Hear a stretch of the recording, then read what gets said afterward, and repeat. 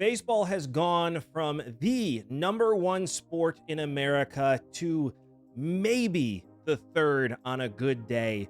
We're going to look at the rules that baseball has implemented over the last 10 years and tell you which ones are perfect and which ones need to be fixed in order to save a sport that is known as America's pastime. That and more coming up on Sports Talk with Dad right now. Welcome back to another amazing episode of Sports Talk with Dad. As always, my name is Kyle, and I cannot call this Sports Talk with Dad without the man sitting next to me, a man who is the definition of Fat Tuesday, my dad, too. I've maybe put on 8 pounds, and you're calling me that? Well, it's because of all of the candy. You are the king of candy. And I have been the king of candy since you were born. That hasn't changed. That's true. You know what I find amazing, though, is because Lent is right around the corner. Today is Fat Tuesday. Tomorrow is Ash Wednesday. On Ash Wednesday. What's amazing, the difference is people talk about Diet Coke a lot, right? That's been a big conversation of aspartame, chill, aspartames, and meat. It's in a lot of different things. But you, when I was, I don't even know, 8, 9 years old, you were 240 pounds. You were a size 52 pants. It was not. It was 38. Well, I remembered trying on your pants, and it fit me from this way. Like they were large, yes. They were very big pants. But you gave up regular Coke for Lent, and you went to Diet Coke. And in a matter of 6 weeks, you lost almost 40 pounds. Yeah, it was two things. Regular Coke has so much sugar, and I'll give credit to my niece, Krista, who is into all that, and she was an athlete. Said, you got to cut it out. So I did it. But the other thing was I also cut out grabbing a hamburger on the way home for dinner. Yeah, one for you, one for the dog. We had a Cocker Spaniel that if you rolled her on her back, she couldn't flip over. She also lost a lot of weight during that time. She wasn't happy. She kind of liked being a turtle, but... Yes. Well, I tell you, you got healthy. I did. And then I was bigger, and you helped me get healthy. Now it's time to try and get healthy, the state of baseball. Baseball has, as you said in the opening, wasn't America's pastime, the national pastime. Everybody followed every game. Yes. Back there, it was 162 games. That's all right. We love the sport. Yeah. And people still love going to a game. However, it is not the most popular sport in America. Is it even fourth right now? Well, you got football is the undisputed number 1. Correct. I'd say basketball has claimed number 2. I don't know. Basketball's ratings are down almost 53%. So I don't know if that's necessarily true anymore. When you look in the cities, especially, it is the number 2 sport, hands down. Yeah.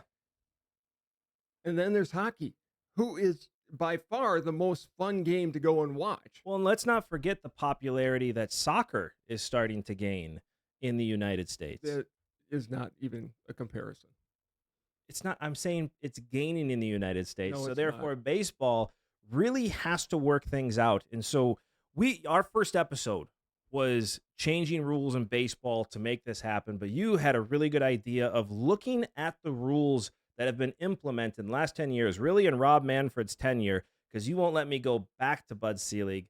Nope, because there's a lot of things I could talk about we did wrong there. But we're going to go on to Rob Manfred's time. Just for you. You love Bud Selig. I get it. We don't have the Brewers without Bud. Yeah, which is fine. I'm a Cubs fan, so I am too, but baseball in Milwaukee is important, and he had some highlights as commissioner, but we won't go into that. He definitely did. The only thing I don't like is how he handled the steroid era. And I'm not a fan either, but I also put the blame on the players' union, the union head. Yes. Don Fehr during that time. It really was. It was Bud Selig and Don Fehr not getting along because Bud Selig was obviously a previous owner, and he and Don Fehr were button heads already, and it led to a really unfortunate situation. But I don't think that hurt baseball as much as the opportunity they've had to save it and instead have done things wrong in the Rob Manfred era. The first one I want to talk about here, because this is the one rule I may hate more than the rest of them, and it is the extra runner on second base after the 9th inning. We aren't playing wiffle ball. You don't have ghost runners. No.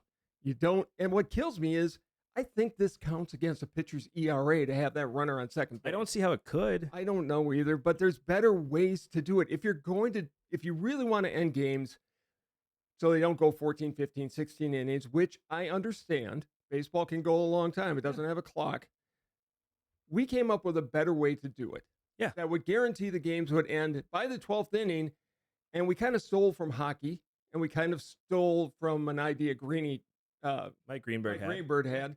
But I think it works, and it makes the game exciting towards the end. You explain. The more we talk about it, the more I love it. So we called it the 12th inning. So this happens in the 12th inning. And yes, I know it is a home run derby-esque type of thing here. But what it is the home team goes last. You have one batter. They get 3 warm-up pitches, 6 pitches, hit as many home runs as you can. If it's a tie, you go back to back to back to back to back. It ends the game on an exciting note. It is a shootout in hockey. It is a shootout in soccer. It is the perfect way to end the game if you're worried about going extra innings. If you're not, let the game play out. But you said that you are. Can you imagine, though, the World Series Game 7 coming down to a home run derby? You agreed before that you liked it. I have the video evidence. I know. And I came around because I do think baseball needs to make itself much more exciting. As much of a purist as I am, baseball loses fans the longer it goes. I love pitchers duels. Most fans don't. I completely disagree. All of a sudden, we didn't have pitcher duels anymore, and viewing went down. Wait a minute. I get that. But they still like to see runs scored. They still like to see the long ball was my point in that. I don't think that's as big of a deal personally, but... Okay, fine. But at least this way, you know how the game can end. You're going to see the stars of the batting side at the end of the game. You're not going to ruin your pitchers. You're not going to make them have to pitch with somebody on second base right away. Correct. They get their chance to go up. You have a mini home run derby, you end the game, and away you go. Right, because here's the thing. It's not necessarily a pitcher that throws to him. It's a guy, whoever you want, throwing the balls on your team to somebody. You can bring out the cage if you want. It can be a pitching coach. It can be whatever it is. But if you're really that worried about ending a game, that's the way to do it. This extra person on the base is dumb because really what is that? I don't see what that's necessarily doing. It's just stupid. Again, it's not wiffle ball where you have ghost runners.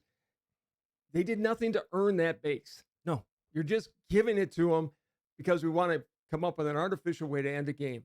I'd rather do it with a home run derby. At least that ties into something involving the game. The home run derby is your most popular event during the All-Star break. You might as well find a way to tie that into the rest of your game. It sets a new position for the players union. It's something when the 11th inning comes, you know the game is now coming to an end. And you're getting fans, imagine getting an alert saying, hey, the 11th inning is coming to an end. The 12th inning is about to begin. It gets fans excited now to tune into the game because they're going to get to see something you don't get to see every day. And if you're at the game, you're much more likely to stay knowing that it's going to end in the 12th inning than if it could go on to the 13th, 14th. And you're more likely to stay tuned into the game knowing that it's coming to an end. The extra base runner does nothing in extra innings. If you want to change it, you need to change it to something like that. National League begins using the DH. I hate this. I've been a very open critic of the DH. It takes away the strategy. The American League has had it since, I think, 1974. It's part of the game. They play softball in the American League. They play baseball in the National League. Now the National League has said, we're going to play softball too. And so the pitchers... You knew it was coming. Of course I did, because it's an extra person in the dugout. It's an extra paycheck for the players. It's all of those things. I don't like it, but it's here. And as long as it's here, it's time to break up the 2 leagues. Yeah. And instead of having 3 5-team leagues, it is now time to go to 5 3-team leagues. Divisions. So, for example, in the AL East, it would be the Yankees, the Mets, and the Red Sox. Yeah. In the Central, you got the Cubs, the Sox. the Cardinals, the Brewers, the Blue Jays, the Twins. You build up new rivalries while keeping the old rivalries. You get Pittsburgh, Philly together. You find ways to make it exciting for the local fans to build rivalries. Well, But it's one third chance. We've talked about this time and time again. But listen, when Paul Molitor said he liked the idea, when we talked to him about it, it let me know we got something here. for those who didn't hear that, go back and watch our episode when we were at the premiere of Just a Bit Outside, the story of the 1982 Milwaukee Brewers. Paul Molitor was obviously a huge part of that team. Yeah. And we presented this to him, and he goes, I love that idea. I hate to say it because going to that made me a Brewers fan in some ways, at least of the team. 82 team. I'm a big fan of that team now, and I hate you for that. That's all right. Well, you'll enjoy it. But going to that, if you look at what the NFL does, they've got 4-team divisions. Correct. You got a 1 in 4 chance every year. Right. Baseball should steal from them.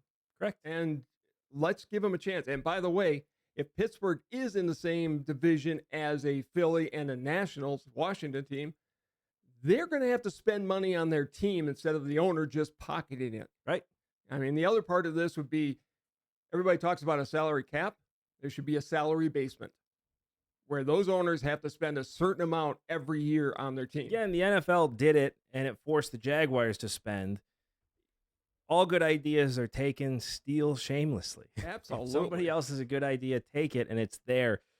The DH, I have no issues with the DH being across the league. I do think it takes away a chess piece, which goes more into a different type of way to look at pitching strategies with the way pitching is now, which I know is a rule we're going to talk about later on. Because you need to put that in there. Baseball's chess, people like that type of thing because you get to play manager yourself. Right. You used to love playing the double switch. Right. It was just There's a way to bring that type of stuff back, which we're going to talk about later in the episode. But if you're going to make it DH across the leagues, which, listen, the leagues used to be exactly the same before. I've heard arguments saying, well, now there's no difference between the AL and NL. Well, listen, there wasn't before 1974 with the DH. Pitchers all hit anyway. So it's a stupid argument. It's not like this has been something forever.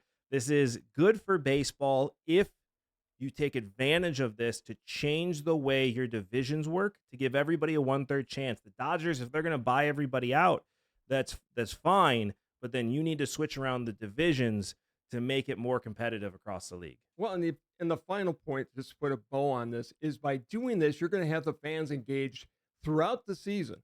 That trade deadline will probably revert to the off season because the teams are going to want to stack their teams going into the season, and you won't have as many winners and losers, buyers and sellers in the middle of your season. Well, and the most disgusting thing to me is the fact that the trade deadline is the most exciting time in baseball because it's the time of year where teams give up.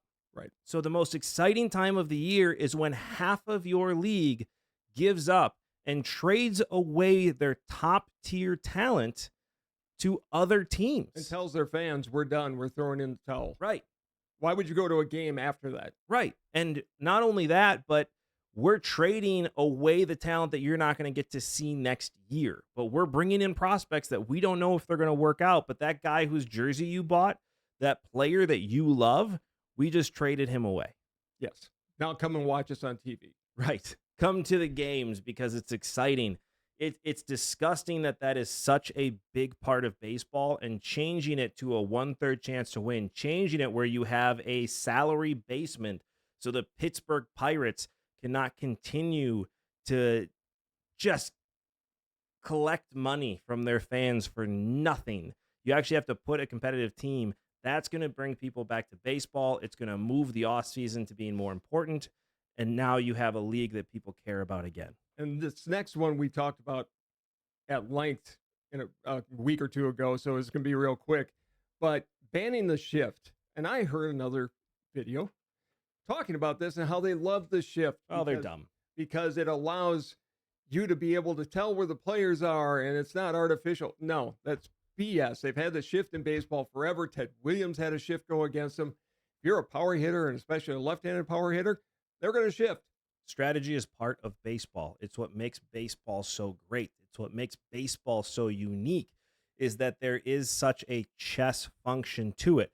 Football's getting there, but it's baseball. can't really play it at home, right? Right. Where baseball, it really is a game board you get to play at home. Again, you make millions of dollars.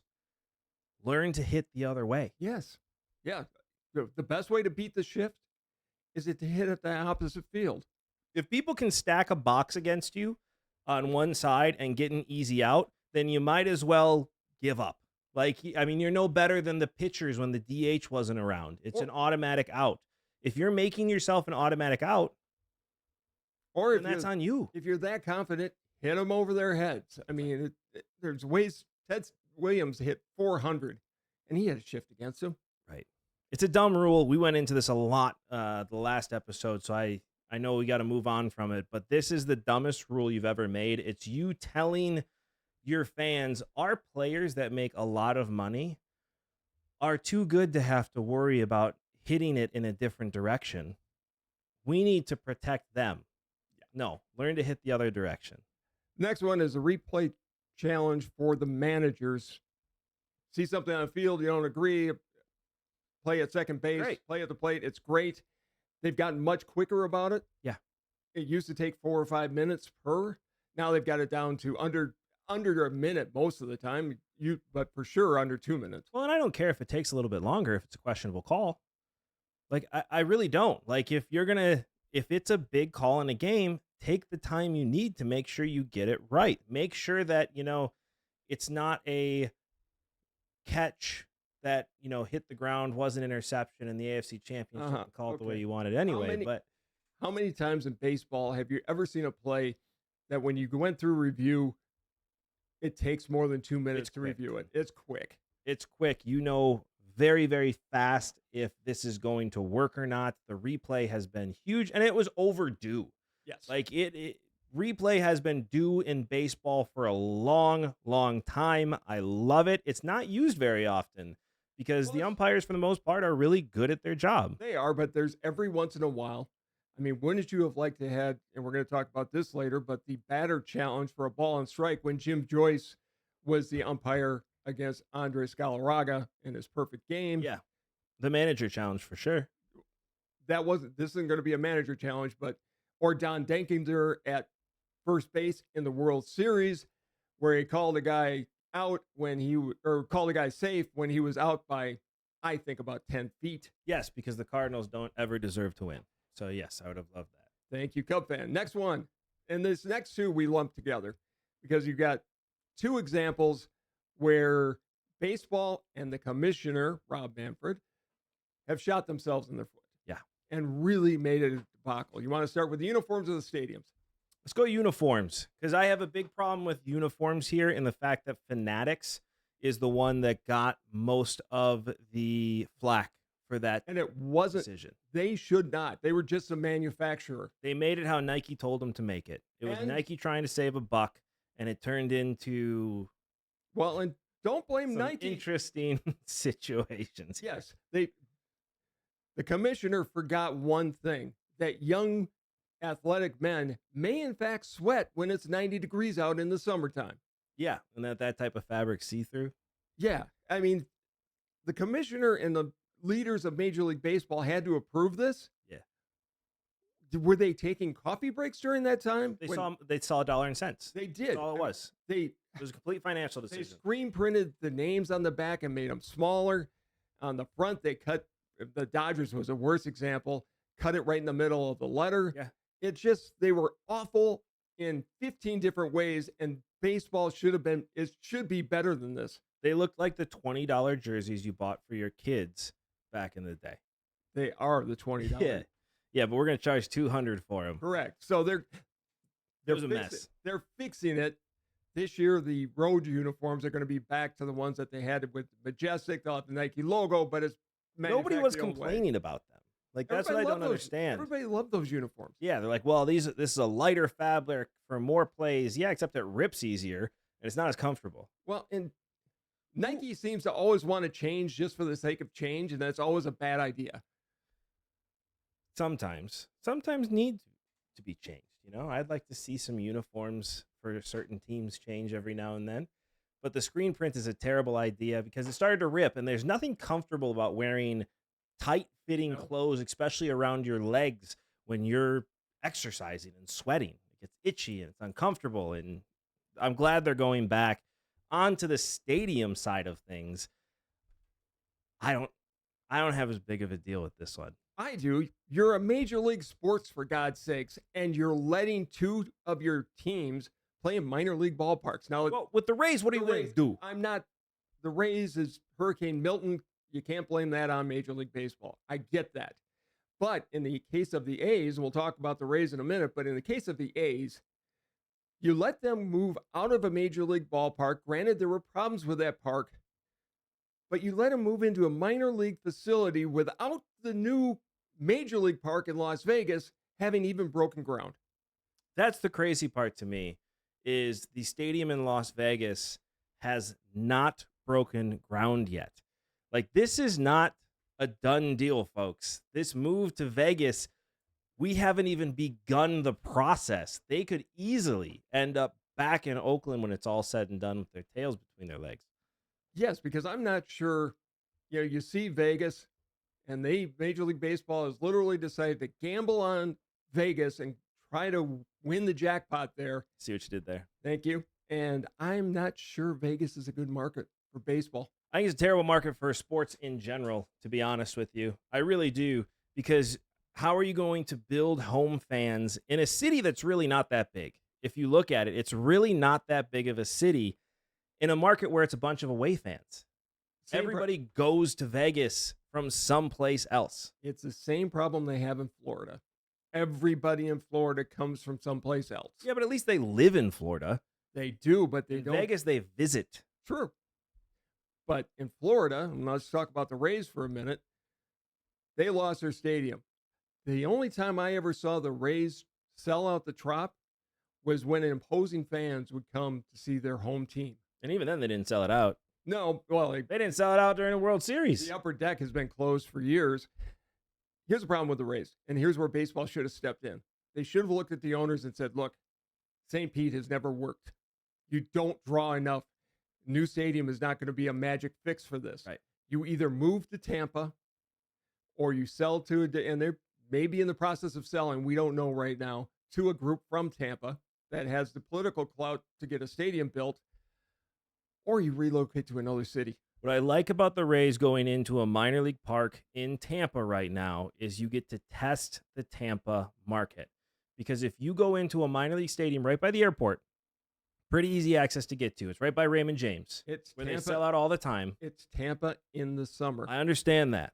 But you are going to see if you can sell out in Tampa or not. Because if you end up playing in a minor league park and that minor league park looks empty, you officially know you no longer have a market there. And now it's time to move. This is the test Tampa Bay has been waiting to happen. And God has given them this gift by ripping the roof off of the worst stadium in Major League Baseball.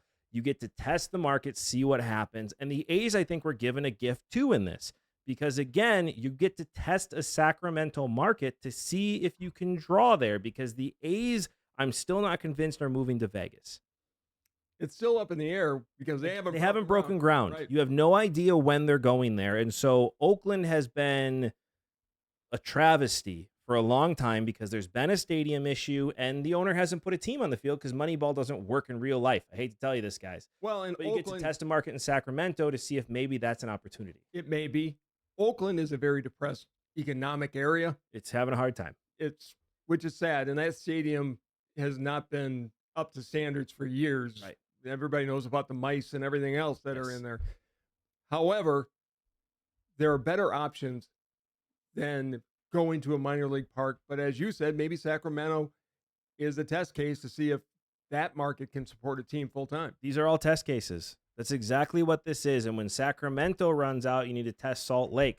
Like, these are perfect opportunities to test different markets with Major League Baseball and minor league stadiums to see if they're going to work. Baseball is going to ruin this opportunity.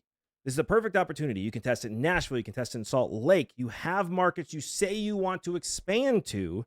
Well, why not use this small sample size to see if it will draw and if there's a fan base there? Because if not, then what's the point? Except that fan base is going to fall in love with whatever franchise plays there for the short term. Move them there.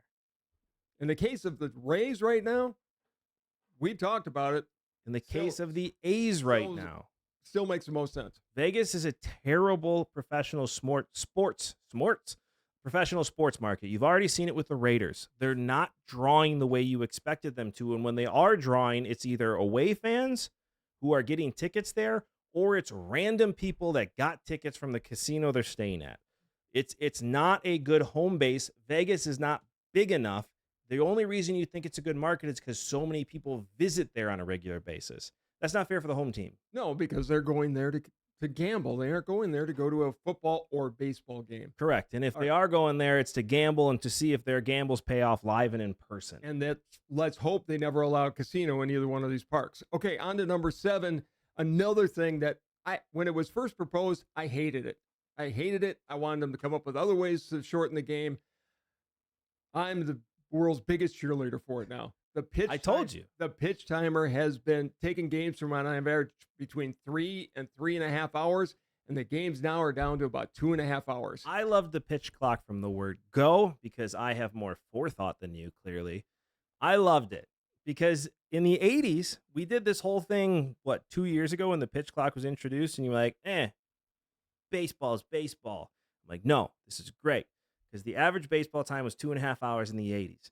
And it became 3.5 to 4 hours, and a pitch clock forced it to go down. Everybody was whining about it, and now every single person loves it. And what I love about it more than anything that I didn't even see coming is the way the pitchers utilize the pitch clock to their advantage. Watching these guys hold it or pitch fast or get ready quick, like they have gotten so good at using the pitch clock to their advantage. It's amazing.